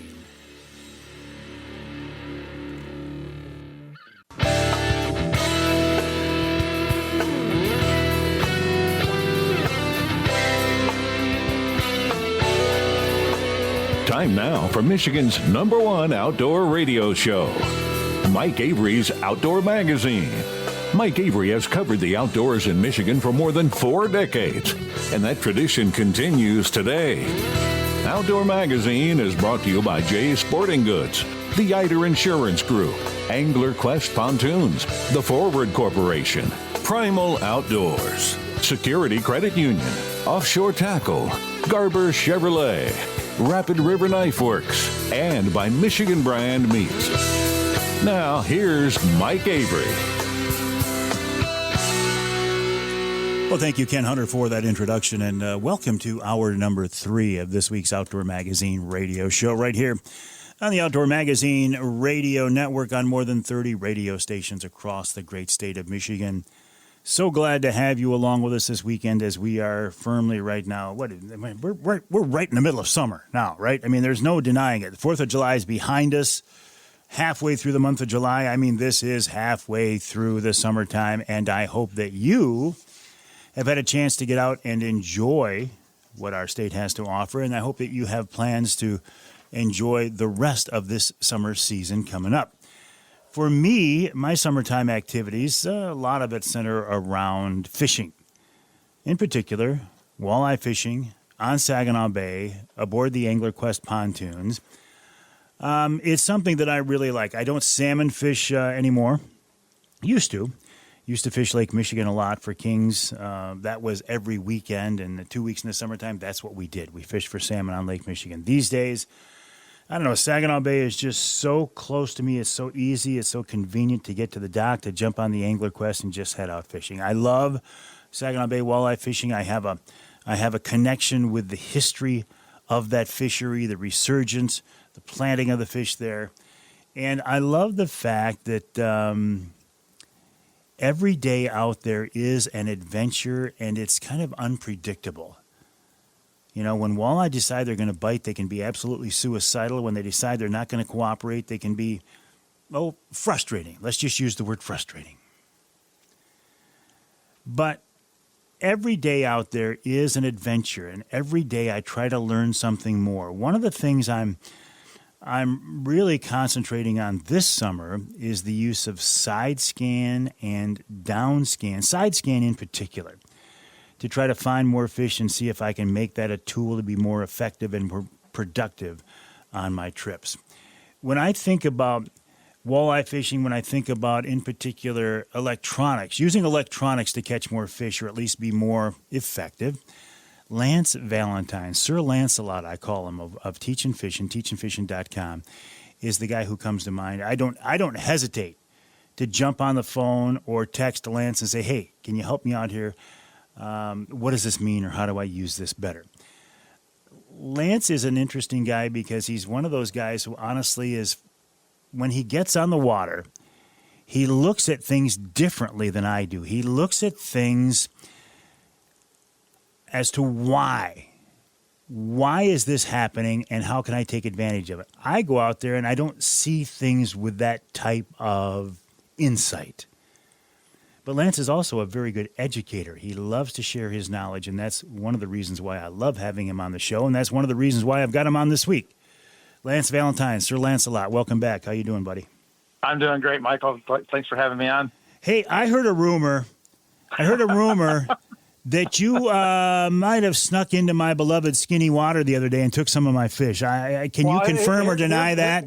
Here's what I'm going to tell you. We were in there, and I was talking to the folks I had on the boat, and I said, it's funny how Saginaw Bay has kind of, changed. There was a lot of 10-year period we didn't fish that area, but I can remember going in there in late June and July, kind of this time of year, when nobody was in there. Actually, south of there, actually in that 7-8 foot of water, a little bit south of where we fish, pulling 1/4 ounce Northland Tackle Rock Runner bottom bouncers with 2-foot long harnesses because you were no feet of water, putting 10 feet of line out and cruising through there and popping off 5, 6, 7 pound fish, even in tournaments in July in that shallow, skinny water. And this is back in 95, 96, 97. So I've been fishing that area for a long, long time. And it's funny to see how it went through. It was really good, and then it kind of stopped. And now the last 4, 5, 6 years, that little area down there has become really, really good again as the weeds have gotten good. The water cleaned up a little bit. The gobies cleaned it up. We've got more weed growth. We've got some really cool things in there. And, we were in there the other night, like you were, 80-degree surface temperature, catching fish in 8, 9 feet of water. And the good thing is there's not a lot of people who think you can go in there and do that. So that kind of makes it kind of nice. Well, I have a hard time where my boat is. I have a hard time jumping on the Angler Quest and driving past that spot to go find fish because I know there are almost always fish there. Could I get more fish if I ran out to 20 feet of water? Could I get maybe bigger fish? Maybe on some days, maybe not. But again, I go back to what my dad taught me. Don't leave fish or don't pass fish to find fish. So I love the skinny water. I love the skinny water because when they're in there, they are there to feed. They are aggressive. Yep. And when you're in 9 feet of water, you know where the fish are. They're in that 9 feet of water. They're easy targets. So that's why I love it. That's one of the things, right? Your spread becomes so easy because you just get something down 6 feet and every fish sees it. Exactly. That's a good way of looking at it. Well, and Well, so in that skinny water, Yep. I feel like, and I don't pretend to know, Lance, that's why I've got you on. I feel like your standard traditional down sonar is not as effective in that area because all it does is basically tell you depth, right? Yeah, it's actually useless because, in 10 feet of water, that cone is 3 foot in diameter. So you're looking a foot and a half away, each side of your transducer. So it's really, honestly, really irrelevant other than, again, telling you the depth. And that's where side scan really, really excels. And even, we're starting to do a lot more with forward-facing sonar. And we're starting to learn that a little bit and kind of dial in on that a little bit. And that becomes useless when you get much shallower than, 10, 11, 12 feet because, again, the beam's so narrow you really can't see. So side scan really is your best option. It should be on all the time, but it really becomes a great option when you are fishing in shallow water. The other night we were up in there, and I went a little further in than I normally do, and I was looking at my side scan. And there's a little gravel ridge in there that I never knew existed. We were in about 11 feet of water. It came up to about 9, and you could tell by how bright white the ridge was. You could tell that it was a little rise. You could tell that it was a hard bottom, and we took 18 fish off that ridge in about 45 minutes that night. Never would have known that ridge was there, never would have seen it, never would have found it without side scan. So shallow water, skinny water, as you call it, is definitely a place to use side scan, although you should have it on all the time. Now, how did you know with side scan that was a gravel ridge? Yeah, so the way side scan works is when it hits a target and comes back, it does kind of the same thing that 2D does, right? 2D sends back a target, and the thicker it is top to bottom, and the more yellow it has in it, the bigger it is or the harder the bottom is. And side scan is basically just the same. So the more white I get, the brighter the return is, the more intense the return is, that tells me that that's a hard bottom. So it's really easy to see transitions from soft bottom to hard bottom. It's really easy to see transitions from sand to the weeds because now the bottom will get a little bit of texture to it and actually have I call it a little poof. Weeds look like a little poof. You can actually tell gravel from big rock just because the way the bottom looks. You can see where sand meets gravel. You can really kind of tell by the texture of the bottom and the color of the return how hard the bottom is, what the bottom is made of. And in those little spots, when you're fishing shallow water specifically, those little spots where the bottom's a little bit different, or there's a little bit of weed growth, or there's a little bit of hard spot, those are key areas to focus on when you're fishing, and you've got to be able to find those 40, 50, 60, 70, 80, 100 feet to the side of the boat because you'll never go in there with sonar and you'll never see them. So side scan becomes absolutely critical to finding the best places to fish when you're in shallow water. Well, it's pretty obvious to me what are rocks. I can see those. You look at that, you think that's a rock. But what does a fish look like? How do I know I'm looking at a fish? Yeah, so the way that we teach a fish is it looks like a grain of rice, right? It just looks like someone took a bag of rice and just threw it on the floor. That's what it looks like. Now, what you can tell from that is that fish is never, ever attached to the bottom, right? Even if a fish is sitting on the bottom, he's not attached to the bottom. So there will be some separation, some shadow between that fish and the bottom. And the further that separation between the white piece of rice and that black shadow on the bottom, the further those are apart, the further the fish is up off the bottom. We saw some fish the other day in that 11 feet of water, and the shadow was about half the distance to the bottom. So those fish were up 5, 6 feet in 11 feet of water. And we caught a lot of fish the other day, 13, 14 feet back with a number 5 flicker shad. So those fish were up. The other fish were right on the bottom. You could just see the grains of rice. That tells me those fish are on the bottom now. In 11 feet of water, 9 feet of water, you don't have to go too much deeper, but we did drop some baits a little bit deeper, back to 35, 38 feet back. Those caught some fish. So you can tell not only where a fish is, but you can also tell its relative distance from the bottom based on the separation between the white piece of rice that's the fish and the shadow. And here's another thing I found. I got some really cool screenshots we're going to put up next month on our Facebook page. I've got some screenshots of some fish on the bottom in the mud resting, not moving. And I know that because we were actually seeing fish up off the bottom, seeing bright white pieces of rice catching fish, and all of a sudden the bite stopped, and all of a sudden these little dots on the bottom, just these little bulges, if you will, on the bottom. Like, oh, those suckers went right down to the bottom, and they're not biting. So we've got some really cool pictures of inactive fish right on the bottom, and obviously of active fish as they come up. So I will be sharing that in early August on our Teachin Fishing Facebook page. But you can really tell not only that there's fish there, but you can start to tell their activity level based on how they are represented by the shadow and where they are in relative area to the bottom of the lake. Well, I'm taking notes here. I'm scribbling in the studio as I'm listening to you, Lance Valentine of Teachin Fishin, teachinfishin.com. Lance, hang tight. I got to take a break here in the Outdoor Magazine show, but as every time I talk with you, you say one thing and it triggers 3 more questions. So that's why I love talking with you, buddy. This whole concept of side scan to me is fascinating. It's a tool that I'm using heavily this summer and would encourage others to as well. More with Lance coming up after the break right here on Outdoor Magazine.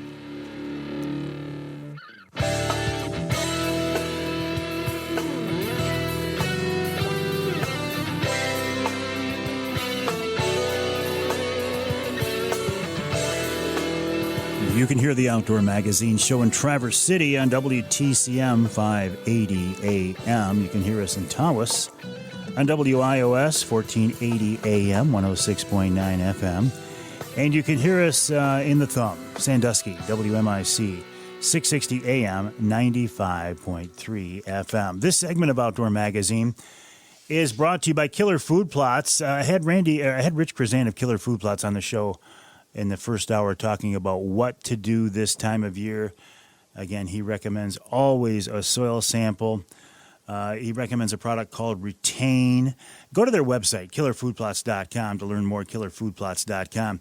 We're in kind of the slow period now. The spring season is done. We're not to the fall season yet, planting season that is, but now is the time to get ready and prepare. Killerfoodplots.com is the website. Right now, I'm talking with Lance Valentine of Teachin Fishin, teachinfishin.com. We're talking about using your electronics to find fish, specifically side scan. During the break, Lance, you and I are exchanging text here. That's interesting that this gravel ridge or bar that you're talking about is right where I ended up yesterday afternoon, and there were still fish on there. I didn't consciously realize that there was a change in bottom structure there. We were getting fish on it, but I didn't get the whole bottom structure thing. I need to, it's hard when you're trying to set lines and land fish and talk to people. It's hard to pay attention to your electronics as maybe if I just went out there by myself and just stared at the screen.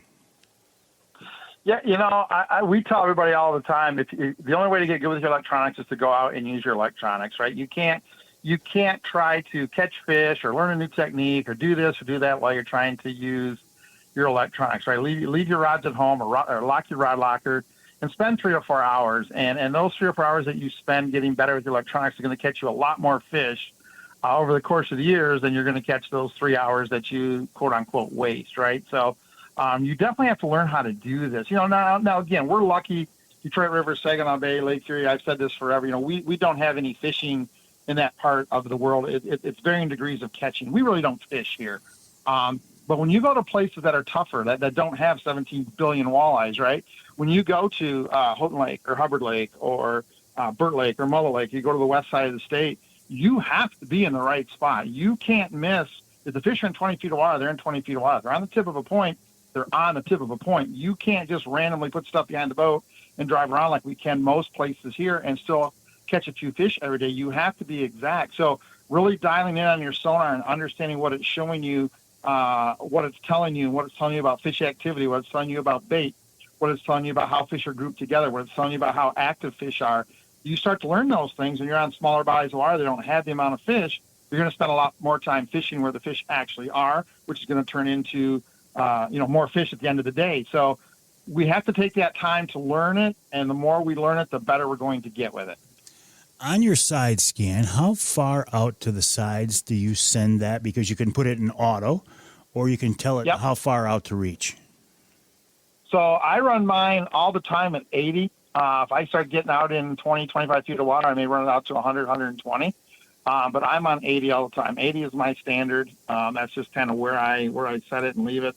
I never get any closer than that. So I'm trying to, so that's covering, basically 150 feet of, side to side. That's a pretty good swath of water when you're 2D sonar in 10 feet of water is a 3-foot circle. That 150 feet is a whole different animal and you get a whole different, return and a whole different look at the water than you do just using your regular sonar. So do you use that in combination with your standard sonar, or do you use down scan at all in addition to your side scan? I consider my side scan a fish finding tool. I consider my down scan an interpretation tool, meaning my down scan is a very, very thin band too. It's very, very narrow. I'm not going to see a lot, but what I do see gives me pretty good detail. So I use my down scan if I'm perch fishing, or if I know fish are really, they're going to be down in the rocks, maybe chasing gobies, maybe even casting some offshore structure. I may go over that structure with my down scan, because down scan is going to pull fish off the bottom and make them easier to see than traditional 2D sonar is. So down scan for me is more of an interpretation thing than it is a fish finding thing. What is that? Are these fish inside the rocks? Are they right on the bottom? Is that a school of perch? Is it a bunch of smaller dots, or is it one big dot? Is it a pot of walleye? So I may see a big dot on the bottom, and I go over that with my down scan, and there's 16 small dots. I go, that's a school of bait or a school of perch, where somebody might think, because it looks on 2D like a blob, they go, oh, that's a walleye, and you're fishing for a school of shiners all day. So I use my down scan more as an interpretation tool than I do a finding tool. Now, the new Lowrance stuff, if you have the AI, or the auto imaging, or the advanced imaging transducer, you can actually do what's called fish reveal, where you can actually set your down scan, look down, especially in the weeds, and what it'll do is it'll actually show fish in the weeds on your traditional 2D color. So you'll get your traditional down scan picture with each individual weed stalk that you can actually see on the down scan because of the frequency, but now the fish will actually show up in there as yellow blobs, just like they will on 2D. So you can actually identify fish inside the weeds if you've got the new Lowrance stuff with the AI 2-in-1 or 3-in-1 side scan and down scan transducer. A really cool tool that our good buddy Doug Ward uses. He uses that AI transducer and can pick fish right out of the weeds in 10, 11, 12 feet of water, all the way up to 6, 7 feet of water. He can tell where those fish are in the weeds underneath his boat. So another huge advantage to understanding everything that your sonar can do. I think today's sonar units and side scans and down imaging and everything, if they can show us so much more than what we're using, even you, Lance, I would suspect that even you don't take full advantage of what these things can do. Yeah, every year there's something that comes up, and like this year, this is the first year that I've really known for a fact that those fish I've seen were fish that were up and feeding and went right down to the bottom and buried in the mud. So now I can go into a spot and go, ooh, there's fish here, but they're buried. They're not active. I can move away, go do something else, maybe come back in an hour, and those fish are active again, where if you don't understand what that side scan is showing you, people go, oh, there's nothing here. There is. Those fish are just off right now. Again, maybe you come back an hour and 15, 20 minutes, whatever, and all of a sudden those fish are out the bottom, and now you got a chance to catch those fish because you found a pot of fish that wasn't active, whereas if you didn't understand what you were seeing, you may drive past those. So that's something that I've got a lot better and a lot more comfortable with this year, is identifying fish right on the bottom that are negative. Now I just got to wait for them to come up, get into a positive bite window, and then I can go back there and catch them. Well, let's talk more about identifying fish. This grain of rice that you talk about, I've seen this. But I've also seen something else. I've seen lines that are more fish shape and are obviously off the bottom, and they're lines. They're not a dot. They're a line. Now, I look at that, and I see that thing suspended. I say, that thing is definitely a fish. It's almost like looking at it on a video camera. Am I looking at different types of fish? Can you tell the species as, the line as opposed to the dot? What am I looking at there, Lance? So as the line gets longer as opposed to that, so imagine you're moving along and you got this cone sticking out to the side, right? And that cone's about 3.5 degrees sticking out on your side scan. So if you go past that fish and he just sits there, it's going to be a dot. Now, if you're lucky enough, and I posted a picture about 2 weeks ago on our Facebook page, if you're lucky enough to get into a pot of fish that are moving, they're actively chasing bait. As you are driving, those fish are going to be swimming. They may stay in your cone longer.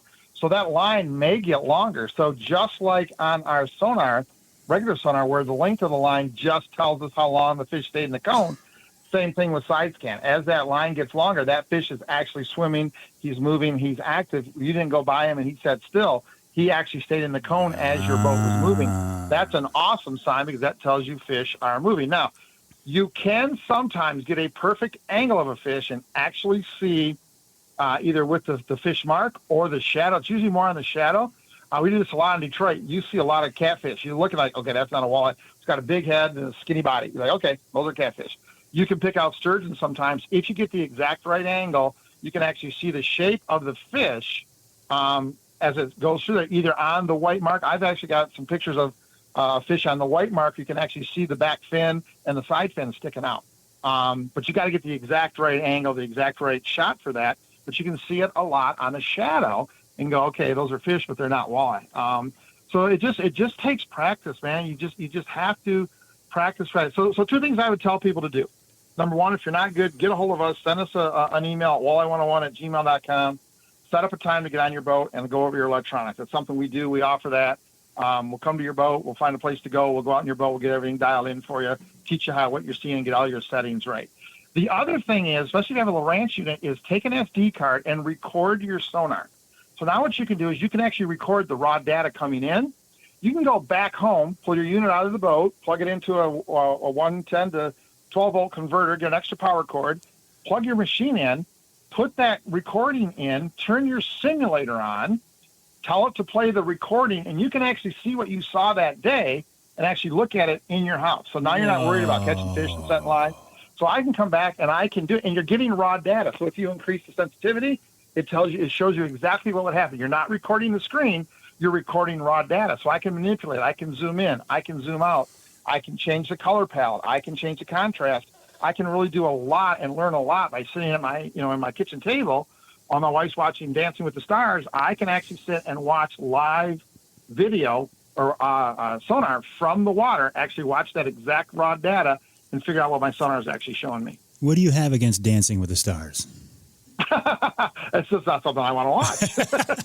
So hold on. Do I need? I have a card in my unit right now. It's the card that I use to bring in to import my waypoints. Can I just use that same card and send the data to that? Sure. Absolutely. Really? So how do I set that up to do that? So if you have a Lowrance unit, you just push your power button and a little menu comes up. And one of those menus is called Log Sonar. You just hit Log Sonar. You tell it where you want to send that to, and then you should have an SD card. If you've got 2 card slots, get another SD card, no bigger than 32 gigabytes, and just send all your sonar data to that. And now you've got raw data. If you can pull your machine out, you can take that machine in your house, get a 110 to a 12-volt converter. If you can't find one, we sell them here. You can get hold of me again to that email address, and sit right at your kitchen table and watch that raw data. And here's the deal. You may be looking at just your GPS. Let's just say you're looking at your GPS. But if you're recording side scan, down scan, regular sonar, and GPS. So you can just be watching GPS on the water. You can come home and actually turn it on and go, okay, I want to see what I missed with my sonar. And you can actually watch the sonar. Now, here's the really cool part. Hold on. Here's the split. Hold on. What you just did was, without knowing it, you completely set up the coveted third segment. So we got to do it, Lance. We got to do it. Lance Valentine of Teachin Fishin, teachinfishing.com. The guy he's so good. He can I'm just going to sit back. When we come back, Charlie's going to crack the mic open. I'm not going to say a word, and Lance is going to do the entire segment right here on Outdoor Magazine.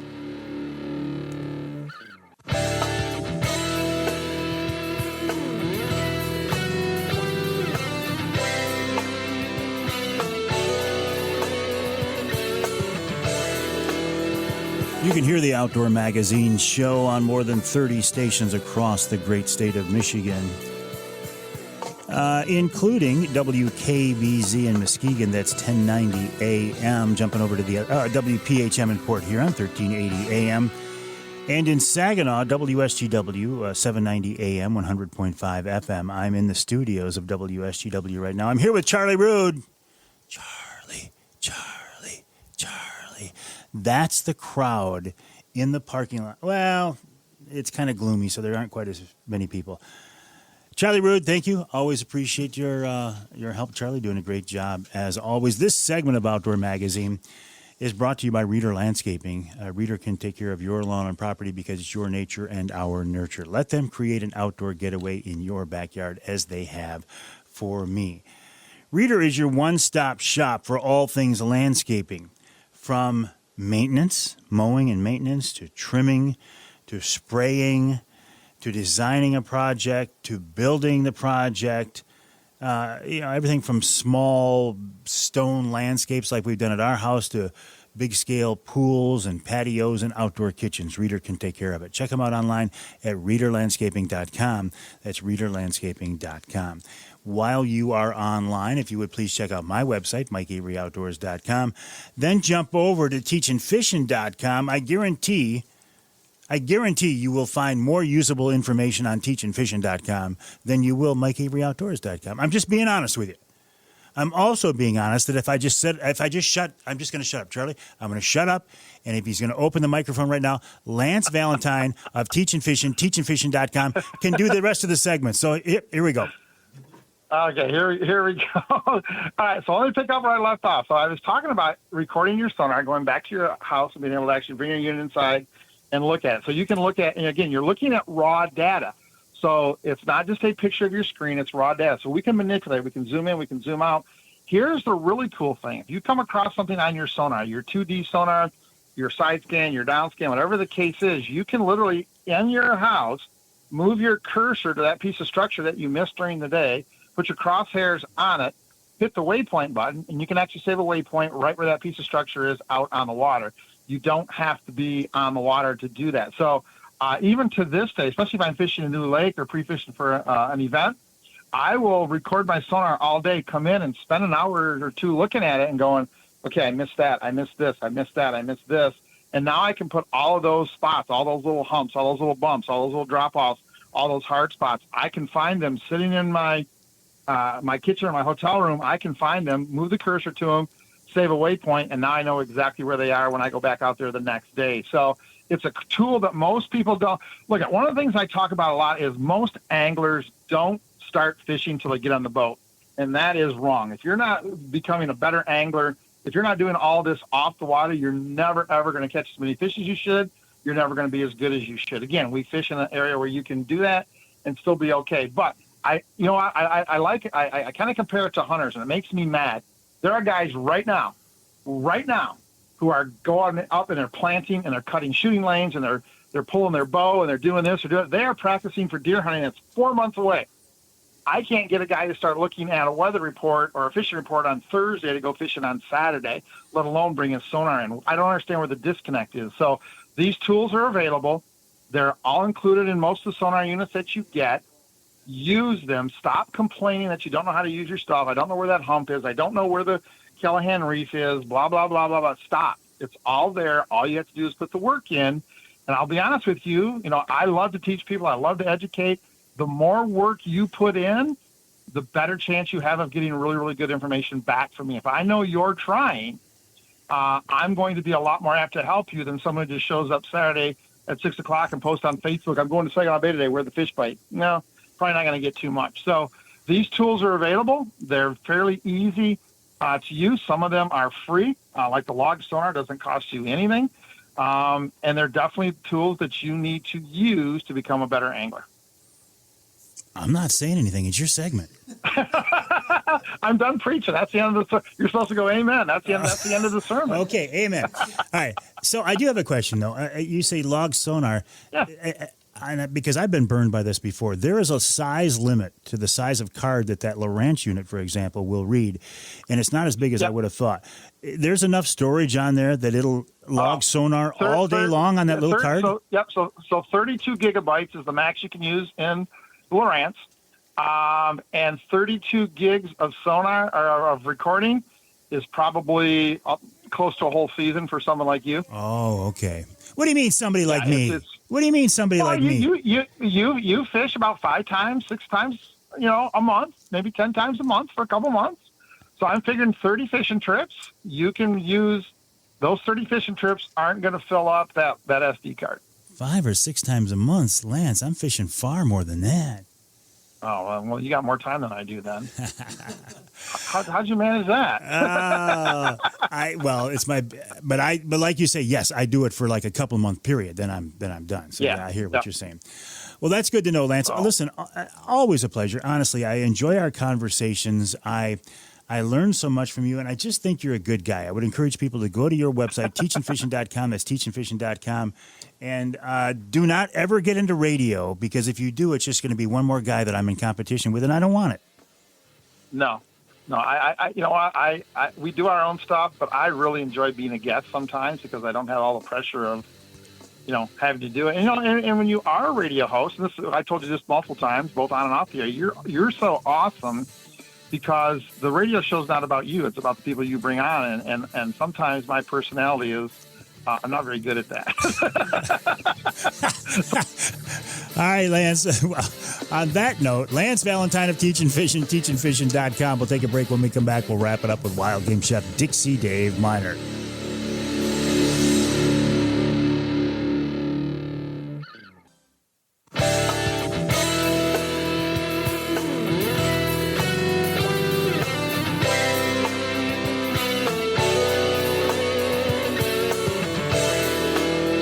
Welcome back to Outdoor Magazine. I do appreciate you spending some time with me here. A lot of different things you could be listening to, a lot of different things that can take up your time. So the fact that you're hearing my voice, whether it's the broadcast version, the radio version of the radio show, or the podcast version of the radio show, I do deeply appreciate it. Also appreciate wild game chef extraordinaire Dixie Dave Minar, a guy who has worked with me for so many years on the radio show, and before that, the TV show. These days, David is living a life of leisure. He's sitting back at his place in northern Michigan with his feet up on the table, drinking a cup of coffee, watching the pond, and watching the eagles soar by. Am I right, Dave? Was that an accurate description of what you're doing? Yep, exactly. You couldn't have nailed it better. So we have my nephews are up, from down in the Birch Run area. They're staying with us a few days, and we had a small tournament on our pond here. And my nephew Wyatt caught 37 bass in 3 days. Nailed them. Do you eat bass? Have you ever cooked bass? I know that's a stupid question. I'm sure you have. Yeah, we have fish fries quite often. Our bass out of our pond, our pond is just crystal clear, cool water, and it's really nice, and the fish taste just as good as walleye when you deep fry them up.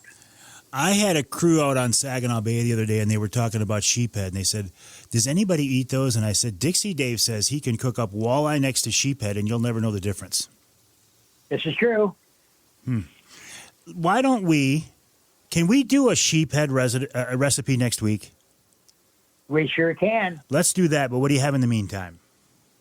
Well, we have a small stream trout right now with morels and shrimp stuffed, Mm-hmm. You need, these could be anywhere from 10, 12-inch long, either browns or brookies or rainbows or whatever you're catching. About a teaspoon of garlic and ginger, fresh would be nicely done, and a little bit of tarragon, either dried or fresh. A couple of beaten up eggs, 4 cups of breadcrumbs, 3 ounces of either any soft cheese, Boursin or Brie or Camembert or something like that.